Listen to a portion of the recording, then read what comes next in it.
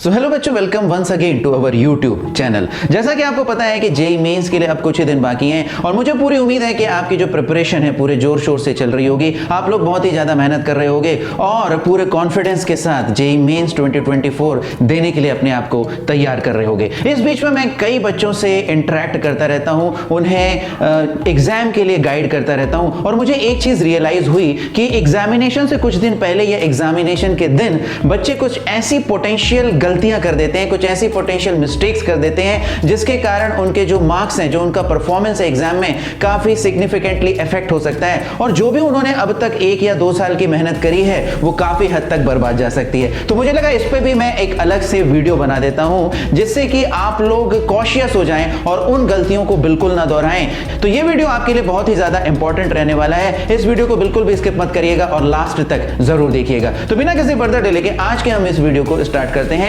Don'ts for JEE mains 2024, कुछ ऐसी गलतियां जो कि आपको एग्जाम से कुछ दिन पहले और एग्जाम के दिन अवॉइड करनी है जिसके कारण आपका जो परफॉर्मेंस एग्जाम में इफेक्ट हो सकता है। तो सबसे पहली गलती जो बच्चे करते हैं वो है अपनी हेल्थ से कॉम्प्रोमाइज कर लेते हैं। इस समय पढ़ाई का बहुत ज्यादा प्रेशर रहता है, एंग्जाइटी रहती है, टेंशन रहता है। इस कारण से बच्चे क्या करते हैं कि अपनी डाइट पे कॉम्प्रोमाइज कर लेते हैं, अपनी स्लीप पे कॉम्प्रोमाइज कर लेते हैं। तो सबसे पहले बच्चों एक चीज आपको ध्यान रखनी है कि यदि आपकी हेल्थ अच्छी है तो आपका एग्जाम में परफॉर्मेंस नेचुरली अच्छा हो सकता है, लेकिन यदि आपकी हेल्थ खराब है तो आपका एग्जाम में परफॉर्मेंस काफी हद तक इफेक्ट हो सकता है। इसीलिए हेल्थ जो है वो आपका बेसिक फैक्टर है एग्जाम में परफॉर्मेंस के लिए। इसीलिए इस समय एक प्रॉपर हेल्दी डाइट आपको मेंटेन करके रखनी है और 2 चीजों का ध्यान रखना है। टाइमली जो है अपना खाना खाइए और दूसरा चीज है हेल्दी फूड ही खाइए। फिलहाल अनहेल्दी फूड जो है, ऑयली फूड, स्पाइसी फूड, इन सब चीजों को अवॉइड करिए जिससे कि आपकी हेल्थ इफेक्ट हो सकती है। जो दूसरी जो कॉशन आपको रखना है वो है अपनी स्लीप का।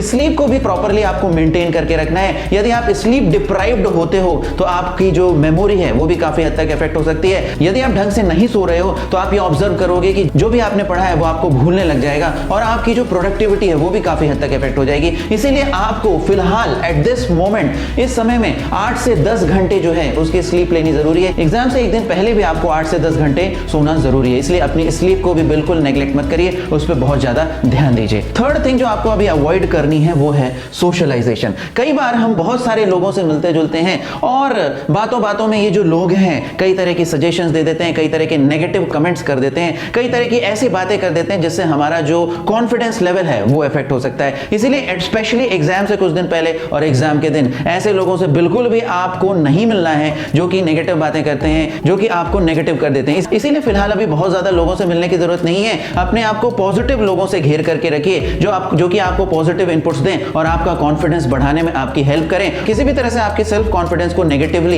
इफेक्ट ना करें। इसके अलावा मैंने ये ऑब्जर्व किया है कि कई बार एग्जाम से कुछ दिनों पहले बच्चे एक्सट्रीम नेगेटिव थिंकिंग में चले जाते हैं। कई बच्चे ये सोचने लग जाते हैं कि कहीं ऐसा ना हो कि जो भी हमने अभी तक पढ़ा है एग्जामिनेशन के दिन मुझे पूरा भूल ना जाए, कहीं ऐसा ना हो कि पेपर बहुत ज्यादा टफ आ जाए, कहीं ऐसा ना हो कि जो हम पढ़ के गए हैं उस टॉपिक से क्वेश्चन ना आए, किसी दूसरे टॉपिक से क्वेश्चन आ जाए और हमारी जो परफॉर्मेंस है वो सीवियरली इफेक्ट हो जाए। तो बच्चों यहां पर मैं एक चीज आपको बताना चाहता हूं कि there is no end to negative thinking. Negative thinking का कोई एंड नहीं होता है, there is no limit to that. इसलिए आपको क्या करना है, इस नेगेटिव थिंकिंग की जो लूपिंग थॉट्स हैं इससे आपको बाहर निकलना है। कभी भी आपको बहुत ज्यादा एक्सट्रीम नेगेटिव थिंकिंग एग्जाम के पहले आ रही है तो आपको क्या करना है, अपने अटेंशन को जल्द से जल्द डाइवर्ट करना है, अपने आप को किसी दूसरी चीज में बिजी कर लेना है जिससे वो जो नेगेटिव थॉट्स हैं आपके माइंड से तुरंत एवेपोरेट हो जाएंगी। अपने आप को पढ़ाई में अब्सॉर्ब कर लीजिए, अपने आप को प्रैक्टिस में अब्सॉर्ब कर लीजिए। बच्चों इस समय आपको एक चीज ध्यान रखनी है कि इस समय आपको एकदम बिंदास और टेंशन फ्री रहना है। इसके अलावा आपको एक चीज और भी ध्यान रखनी है, हमने अपना बेस्ट कर लिया है, अपनी बेस्ट मेहनत कर ली है, अब हम पूरे जोर शोर से एग्जामिनेशन को अटेम्प्ट करेंगे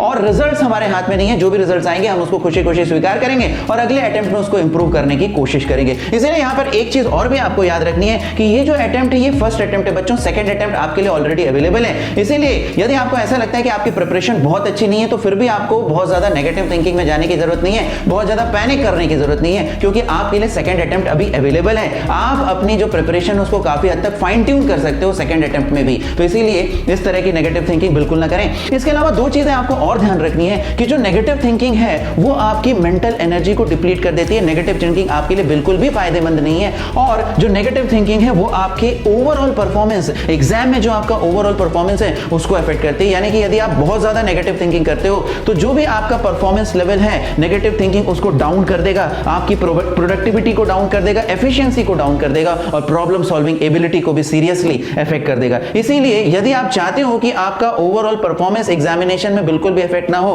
तो इस नेगेटिव थिंकिंग को पूरी तरह से आपको अवॉइड करना है। इसके अलावा बच्चों, जब आप एग्जाम देने जाते हो तो कई बार बच्चे जो हैं बहुत ही ज्यादा पैनिक में आ जाते हैं। एग्जामिनेशन हॉल में पैनिक होना, टेंस्ड होना, एंग्शियस होना, ये बहुत ही ज्यादा कॉमन चीजें हैं और इसके कारण फिर बच्चों का जो परफॉर्मेंस है वो काफी हद तक सीवियरली इफेक्ट हो जाता है। तो यहां पर मैं ये कहना चाहता हूं कि बच्चों, यदि आपको एग्जामिनेशन हॉल में बहुत ज्यादा पैनिक हो रहा है, टेंशन हो रही है, एंग्जाइटी हो रही है, तो आपको क्या करना है, आपको कुछ चीजें आप प्रैक्टिस कर सकते हो। जैसे फॉर एग्जांपल आप डीप ब्रीदिंग प्रैक्टिस कर सकते हो, जिससे जो आपकी थॉट्स हैं वो काफी हद तक काम डाउन हो सकती हैं। इसके अलावा यदि आपको पैनिक और एंग्जाइटी हो रही है तो आप अपने टीचर्स को याद कर सकते हो, अपने पेरेंट्स को याद कर सकते हो, अपने एल्डर ब्रदर और सिस्टर्स को याद कर सकते हो या भगवान को याद कर सकते हो और कुछ प्रेयर्स कह सकते हो, जिससे आपका जो माइंड है वो काफी हद तक काम डाउन हो सकता है।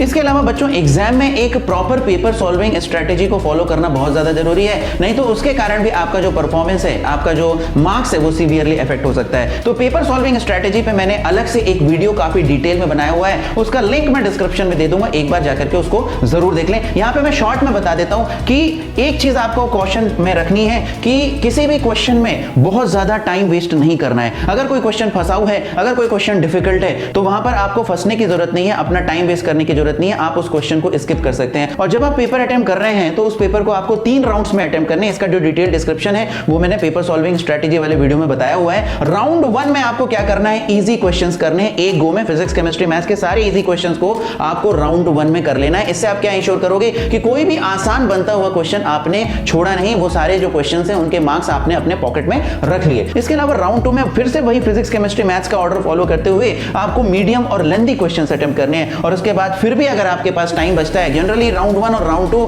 करने के बाद आपके पास कोई ज्यादा टाइम नहीं बचेगा, लेकिन फिर भी आपके पास टाइम बचता है तो आप राउंड 3 के लिए जा सकते हो और डिफिकल्ट क्वेश्चंस को अटेम्प्ट कर सकते हो। और यहां पर मैंने आपको उस वीडियो में भी बताया था कि जब आप डिफिकल्ट क्वेश्चंस अटेम्प्ट कर रहे हो तो कुछ क्वेश्चंस में आप जो तुक्का स्ट्रेटेजी है, गेस करने वाली स्ट्रेटेजी, वो भी आप लगा सकते हो। सो दैट्स इट बच्चों, ये रही कुछ कॉमन मिस्टेक्स जो कि बच्चे अक्सर एग्जाम से पहले या एग्जाम के दिन कर देते हैं, जिसके कारण उनका जो परफॉर्मेंस है वो अफेक्ट हो जाता है। तो यहां पर आपको एक प्रॉपर डाइट फॉलो करनी है, प्रॉपर स्लीप आपको लेनी है। इसके अलावा सोशलाइजेशन फिलहाल नहीं करना है, नेगेटिव थिंकिंग को आपको अवॉइड करना है, एग्जामिनेशन हॉल में बिल्कुल भी पैनिक नहीं करना है, अपने मेंटल बैलेंस को आपको बना के रखना है। साथ ही साथ एग्जाम पेपर को अटेम्प्ट करते हुए एक प्रॉपर पेपर अटेम्प्टिंग स्ट्रेटेजी को फॉलो करना है। अगर ये चीजें आप करते हो तो डेफिनेटली आपका जो परफॉर्मेंस है काफी हद तक सिग्निफिकेंटली जेईई मेंस में इंप्रूव हो जाएगा और डेफिनेटली आप बहुत ही अच्छे मार्क्स स्कोर कर पाओगे। तो मुझे उम्मीद है कि ये वीडियो आपके लिए हेल्पफुल रहा होगा और यदि आपको ऐसा लगता है तो इस वीडियो को लाइक कर दीजिए, हमारे चैनल को सब्सक्राइब कर दीजिए, इस वीडियो को शेयर कर दीजिए,